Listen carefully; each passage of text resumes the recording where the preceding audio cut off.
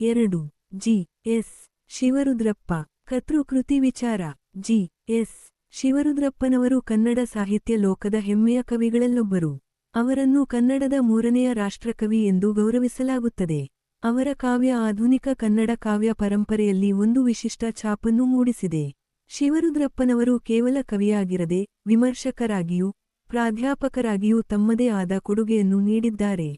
ಅವರ ಸರಳ ಆದರೆ ಗಂಭೀರವಾದ ಕಾವ್ಯ ಶೈಲಿಯು ಜನಸಾಮಾನ್ಯರನ್ನು ತಲುಪುವ ಶಕ್ತಿಯನ್ನು ಹೊಂದಿದೆ. ಜಿ. ಎಸ್. ಶಿವರುದ್ರಪ್ಪ ಅವರು ಶಿವಮೊಗ್ಗ ಜಿಲ್ಲೆಯ ಶಿಕಾರಿಪುರ ತಾಲೂಕಿನ ಈಸೂರು ಗ್ರಾಮದಲ್ಲಿ 1926 ಫೆಬ್ರವರಿ 2 ರಂದು ಜನಿಸಿದರು. ಅವರ ಪೂರ್ಣ ಹೆಸರು ಗುಡಿಗಾರ್ ಸಿದ್ದವೀರಪ್ಪ ಶಿವರುದ್ರಪ್ಪ. ತಂದೆ ಶಾಂತವೀರಪ್ಪ ಮತ್ತು ತಾಯಿ ವೀರಮ್ಮ ಅವರು ಶಿವರುದ್ರಪ್ಪನವರ ಜೀವನಕ್ಕೆ ಆಧಾರ ಸ್ತಂಭವಾಗಿದ್ದರು. ಶಿವರುದ್ರಪ್ಪನವರು ತಮ್ಮ ಬಾಲ್ಯ ಮತ್ತು ಪ್ರಾಥಮಿಕ ಶಿಕ್ಷಣವನ್ನು ತಮ್ಮ ಹುಟ್ಟೂರಾದ ಗುಗ್ಗರಿಯಲ್ಲಿ ಪೂರೈಸಿದರು. ನಂತರ ಹೆಚ್ಚಿನ ವಿದ್ಯಾಭ್ಯಾಸಕ್ಕಾಗಿ ತುಮಕೂರಿಗೆ ತೆರಳಿಯಲ್ಲಿ ಇಂಟರ್ಮೀಡಿಯೇಟ್ ಶಿಕ್ಷಣವನ್ನು ಪಡೆದರು. ಅವರ ವಿದ್ಯಾಭ್ಯಾಸದ ಹಾದಿಯಲ್ಲಿ ಮೈಸೂರು ವಿಶ್ವವಿದ್ಯಾಲಯವು ಮಹತ್ವದ ಪಾತ್ರವನ್ನು ವಹಿಸಿತು. ಅಲ್ಲಿ ಅವರು ಬಿ.ಎ. ಮತ್ತು ಎಂ.ಎ. ಪದವಿಗಳನ್ನು ಪಡೆದರು. ಕನ್ನಡ ಸಾಹಿತ್ಯದ ಬಗ್ಗೆ ಅವರಿಗಿದ್ದ ಆಳವಾದ ಆಸಕ್ತಿಯನ್ನು ಗುರುತಿಸಿದ ರಾಷ್ಟ್ರಕವಿ ಕುವೆಂಪು ಅವರು ಶಿವರುದ್ರಪ್ಪನವರಿಗೆ ಮಾರ್ಗದರ್ಶನ ನೀಡಿದರು. ಕುವೆಂಪು ಅವರ ಮಾರ್ಗದರ್ಶನದಲ್ಲಿ ಶಿವರುದ್ರಪ್ಪನವರು ಸೌಂದರ್ಯ ಸಮೀಕ್ಷೆ ಎಂಬ ಶೀರ್ಷಿಕೆಯಡಿ ತಮ್ಮ ಮಹಾಪ್ರಬಂಧವನ್ನು ಮಂಡಿಸಿ ಡಾಕ್ಟರೇಟ್ ಪದವಿಯನ್ನು ಪಡೆದರು. ಈ ಸಂಶೋಧನೆಯು ಅವರ ವಿಮರ್ಶಾತ್ಮಕ ದೃಷ್ಟಿಗೆ ಒಂದು ಭದ್ರ ಬುನಾದಿಯನ್ನು ಹಾಕಿಕೊಟ್ಟಿತು. ಶಿವರುದ್ರಪ್ಪನವರ ವೃತ್ತಿ ಜೀವನವೂ ಸಹ ವೈವಿಧ್ಯಮಯವಾಗಿತ್ತು. ಅವರು ಮೈಸೂರಿನ ಯುವರಾಜ ಕಾಲೇಜಿನಲ್ಲಿ ಕನ್ನಡ ಅಧ್ಯಾಪಕರಾಗಿ ತಮ್ಮ ವೃತ್ತಿಯನ್ನು ಪ್ರಾರಂಭಿಸಿದರು. ಅವರ ಬೋಧನಾ ಶೈಲಿಯು ವಿದ್ಯಾರ್ಥಿಗಳನ್ನು ಆಕರ್ಷಿಸುವಂತಿತ್ತು ಮತ್ತು ಕನ್ನಡ ಸಾಹಿತ್ಯದ ಬಗ್ಗೆ ಅವರಿಗೆ ಆಸಕ್ತಿ ಮೂಡಿಸುವಲ್ಲಿ ಯಶಸ್ವಿಯಾಗಿತ್ತು. ನಂತರ ಅವರು ದಾವಣಗೆರೆ ಮತ್ತು ಶಿವಮೊಗ್ಗದ ಕಾಲೇಜುಗಳಲ್ಲಿಯೂ ಸಹ ಅಧ್ಯಾಪಕರಾಗಿ ಸೇವೆ ಸಲ್ಲಿಸಿದರು. ಈ ಕಾಲಘಟ್ಟದಲ್ಲಿ ಅವರು ಅನೇಕ ವಿದ್ಯಾರ್ಥಿಗಳಿಗೆ ಸ್ಫೂರ್ತಿಯ ಸೆಲೆಯಾಗಿದ್ದರು. ಅವರ ವಿದ್ವತ್ತನ್ನು ಗುರುತಿಸಿ ಹೈದರಾಬಾದಿನ ಉಸ್ಮಾನಿಯಾ ವಿಶ್ವವಿದ್ಯಾಲಯವು ಅವರನ್ನು ಕನ್ನಡ ಅಧ್ಯಯನ ಕೇಂದ್ರದ ನಿರ್ದೇಶಕರನ್ನಾಗಿ ನೇಮಿಸಿತು. ಅಲ್ಲಿ ಅವರು ಕನ್ನಡದ ಅಧ್ಯಯನ ಮತ್ತು ಸಂಶೋಧನೆಗೆ ಹೊಸ ಆಯಾಮವನ್ನು ನೀಡಿದರು. ಅಂತಿಮವಾಗಿ ಅವರು ಬೆಂಗಳೂರು ವಿಶ್ವವಿದ್ಯಾನಿಲಯದಲ್ಲಿ ಕನ್ನಡ ಪ್ರಾಧ್ಯಾಪಕರಾಗಿ ಮತ್ತು ಕನ್ನಡ ವಿಭಾಗದ ಮುಖ್ಯಸ್ಥರಾಗಿ ಸೇವೆ ಸಲ್ಲಿಸಿ 1986 ರಲ್ಲಿ ನಿವೃತ್ತರಾದರು. ನಿವೃತ್ತಿಯ ನಂತರವೂ ಅವರು ಸಾಹಿತ್ಯ ಕೃಷಿಯಲ್ಲಿ ತಮ್ಮನ್ನು ತೊಡಗಿಸಿಕೊಂಡಿದ್ದರು. 1. ಅವಸ್ಥೆ. ಸಾರಾಂಶ. ಕವನವು ಕೇವಲ ಒಂದು ಕವಿತೆಯಾಗಿರದೆ ಅಂದಿನ ಸಮಾಜದ ಕನ್ನಡಿಯಾಗಿದೆ. ಜಿ. ಎಸ್. ಶಿವರುದ್ರಪ್ಪನವರು ಈ ಕವನದ ಮೂಲಕ ತಮ್ಮ ಸುತ್ತಲಿನ ಸಮಾಜದ ದಯನೀಯ ಸ್ಥಿತಿಯನ್ನು ಕಂಡು ಅನುಭವಿಸುವ ತೀವ್ರವಾದ ದುಃಖ, ಅಸಹಾಯಕತೆ ಮತ್ತು ಆಳವಾದ ಕಳವಳವನ್ನು ಅನಾವರಣಗೊಳಿಸಿದ್ದಾರೆ. ಕವನವು ಕೇವಲ ಮೇಲ್ನೋಟದ ವಿವರಣೆಯಾಗಿರದೆ ಸಮಾಜದ ತಳಮಟ್ಟದಲ್ಲಿನ ಜನರ ಸಂಕಷ್ಟಗಳನ್ನು ಕಣ್ಣಿಗೆ ಕಟ್ಟುವಂತೆ ಚಿತ್ರಿಸುತ್ತದೆ.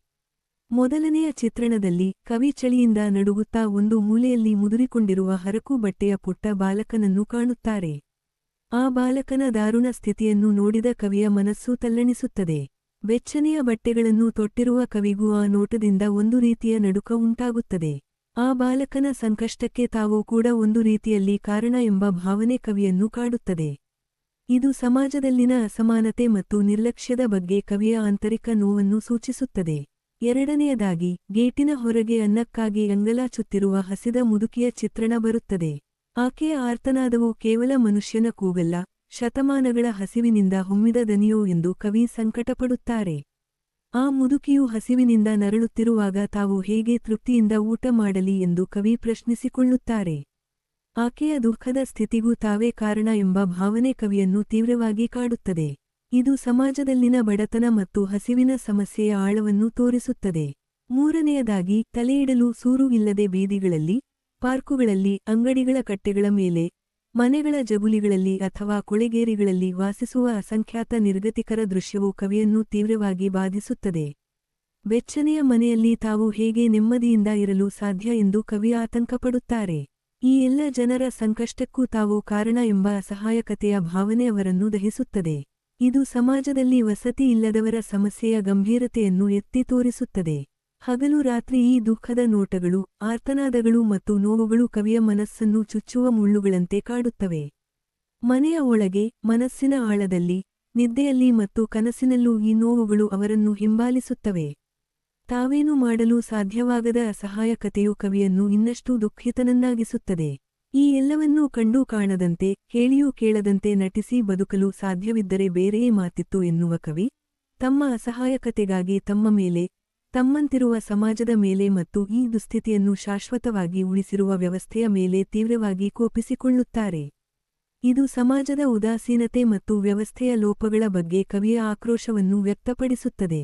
ಒಟ್ಟಾರೆಯಾಗಿ ಅವಸ್ಥೆ ಕವನವು ಸಮಾಜದಲ್ಲಿನ ಬಡತನ, ಹಸಿವು ಮತ್ತು ವಸತಿ ಇಲ್ಲದ ಜನರ ಕಷ್ಟಗಳನ್ನು ಕವಿ ತಮ್ಮ ಸೂಕ್ಷ್ಮ ಸಂವೇದನೆಯಿಂದ ಅನುಭವಿಸಿ ಅದನ್ನು ಅತ್ಯಂತ ಪರಿಣಾಮಕಾರಿಯಾಗಿ ತಮ್ಮ ಕಾವ್ಯದಲ್ಲಿ ಅಭಿವ್ಯಕ್ತಿಸಿದ್ದಾರೆ.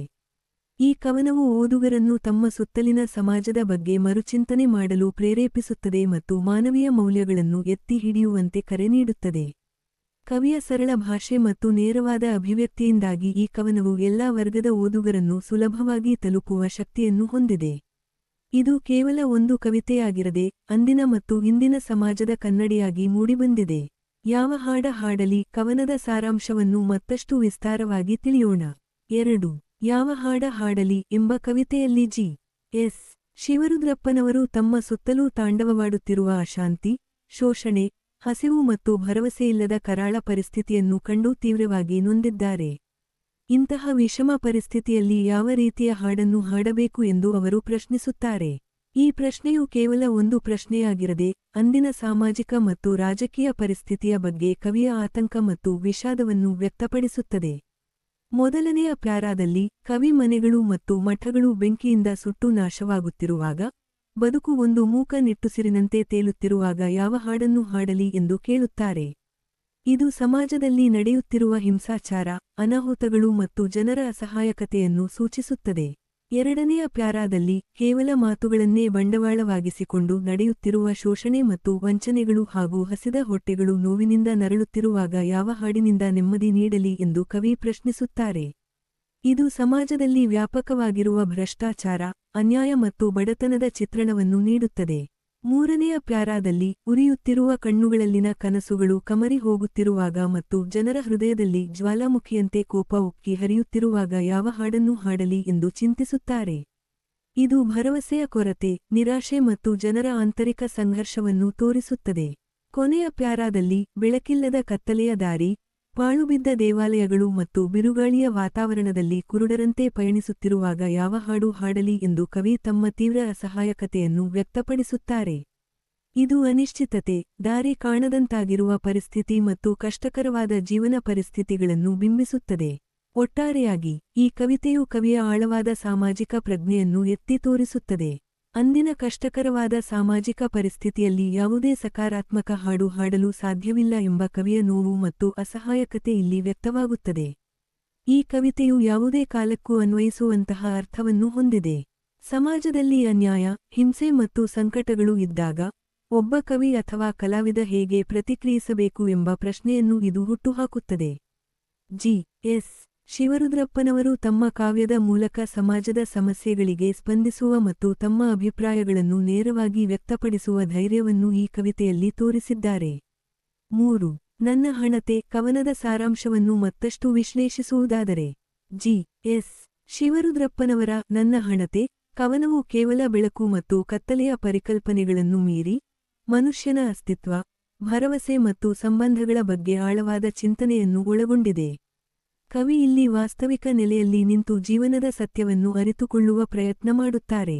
ಕವಿ ತಾನು ಹಣತೆಯನ್ನು ಹಚ್ಚುತ್ತಿರುವುದು ಕತ್ತಲೆಯನ್ನು ಸಂಪೂರ್ಣವಾಗಿ ಗೆಲ್ಲುವ ಅಥವಾ ಶಾಶ್ವತವಾದ ಬೆಳಕನ್ನು ಹೊಂದುವ ಭ್ರಮೆಯಿಂದಲ್ಲ ಎಂದು ಸ್ಪಷ್ಟವಾಗಿ ಹೇಳುತ್ತಾರೆ. ಏಕೆಂದರೆ ಹಿಂದಿನಿಂದಲೂ ಅಸಂಖ್ಯಾತ ದೀಪಗಳು ಕತ್ತಲೆಯಲ್ಲಿ ಕರಗಿಹೋಗಿವೆ. ಇದರರ್ಥ ಮನುಷ್ಯನು ಜ್ಞಾನ, ವಿಜ್ಞಾನ ಮತ್ತು ತಂತ್ರಜ್ಞಾನದ ಎಷ್ಟೇ ಬೆಳಕನ್ನು ಹಚ್ಚಿದರೂ ಅಜ್ಞಾನ ಮತ್ತು ಸಂಕಷ್ಟಗಳ ಕತ್ತಲು ಸಂಪೂರ್ಣವಾಗಿ ಮಾಯವಾಗುವುದಿಲ್ಲ. ಕವಿ ಮುಂದುವರೆದು ಹಿಂದಿನ ಕಾಲದಿಂದಲೂ ಮನುಷ್ಯನು ಜ್ಞಾನ ಮತ್ತು ವಿಜ್ಞಾನಗಳಂತಹ ಅನೇಕ ದೀಪಗಳನ್ನು ಹಚ್ಚುತ್ತಾ ಬಂದಿದ್ದರೂ ಅಂತಿಮವಾಗಿ ಉಳಿದಿರುವುದು ಬೂದಿ ಮಾತ್ರ ಎಂದು ಹೇಳುತ್ತಾರೆ. ಅಂದರೆ ಎಲ್ಲ ಪ್ರಯತ್ನಗಳ ನಂತರವೂ ಶಾಶ್ವತವಾದ ಪರಿಹಾರ ಸಿಕ್ಕಿಲ್ಲ. ಕತ್ತಲೆಗೆ ಬೆಳಕಿನ ದಾಹ ತೀರದು, ಅದು ಎಷ್ಟೇ ಬೆಳಕನ್ನು ಹೀರಿಕೊಂಡರೂ ತೃಪ್ತಿಪಡುವುದಿಲ್ಲ. ಇದು ಕತ್ತಲೆಯ ಅಂಧಕಾರವನ್ನು ಅಥವಾ ಸಮಸ್ಯೆಗಳ ಆಳವನ್ನು ಸೂಚಿಸುತ್ತದೆ. ಹಾಗಿದ್ದರೂ ಕವಿ ಹಣತೆ ಹಚ್ಚಲು ಕಾರಣವನ್ನು ನೀಡುತ್ತಾರೆ. ಅವರು ಹೇಳುವುದು ಏನೆಂದರೆ ಕನಿಷ್ಠ ಪಕ್ಷ ಆ ಹಣತೆ ಉರಿಯುವಷ್ಟು ಹೊತ್ತಾದರೂ ಇಬ್ಬರು, ಬಹುಶಃ ಕವಿ ಮತ್ತು ಓದುಗ, ಅಥವಾ ಇಬ್ಬರು ಮನುಷ್ಯರು ಪರಸ್ಪರ ತಮ್ಮ ಮುಖಗಳನ್ನು ನೋಡಿಕೊಳ್ಳಬಹುದು ಎಂಬ ಆಶಯ. ಹಣತೆ ಆರಿ ಹೋದ ಮೇಲೆ ಯಾರು ಎಂಬುದು ತಿಳಿಯುವುದಿಲ್ಲ. ಇದರರ್ಥ ಇರುವ ಅಲ್ಪಾವಧಿಯಲ್ಲಾದರೂ ಪರಸ್ಪರ ಅರ್ಥೈಸಿಕೊಳ್ಳುವುದು ಮತ್ತು ಬೆರೆಯುವುದು ಮುಖ್ಯ. ಈ ಕವನವು ಭ್ರಮೆಗಳಿಲ್ಲದೆ ವಾಸ್ತವವನ್ನು ಅರಿತು ಲಭ್ಯವಿರುವ ಅಲ್ಪಾವಧಿಯಲ್ಲಾದರೂ ಪರಸ್ಪರ ಪ್ರೀತಿ, ವಿಶ್ವಾಸ ಮತ್ತು ಅರಿವಿನಿಂದ ಬದುಕುವ ಮನುಷ್ಯ ಸಂಬಂಧಗಳ ಮಹತ್ವವನ್ನು ಸಾರುತ್ತದೆ. ಕವನದ ಶೀರ್ಷಿಕೆ ನನ್ನ ಹಣತೆ ಎಂಬುದು ಕವಿಯ ವೈಯಕ್ತಿಕ ಪ್ರಯತ್ನವನ್ನು ಸೂಚಿಸುತ್ತದೆ. ಪ್ರತಿಯೊಬ್ಬ ಮನುಷ್ಯನೂ ತನ್ನದೇ ಆದ ರೀತಿಯಲ್ಲಿ ಸಮಾಜಕ್ಕೆ ಅಥವಾ ತನ್ನ ಸುತ್ತಲಿನ ಜನರಿಗೆ ಸ್ವಲ್ಪವಾದರೂ ಬೆಳಕನ್ನು ನೀಡುವ ಪ್ರಯತ್ನ ಮಾಡಬೇಕು ಎಂಬುದು ಇದರ ಆಶಯವಾಗಿರಬಹುದು. ಈ ಕವನವು ಭ್ರಮೆಯ ಬೆನ್ನು ಹತ್ತುವ ಬದಲು ವಾಸ್ತವದ ನೆಲೆಯಲ್ಲಿ ಪರಸ್ಪರ ಅರ್ಥಮಾಡಿಕೊಂಡು ಬದುಕುವುದರ ಮಹತ್ವವನ್ನು ತಿಳಿಸುತ್ತದೆ. ಇದು ಜಿ. ಎಸ್.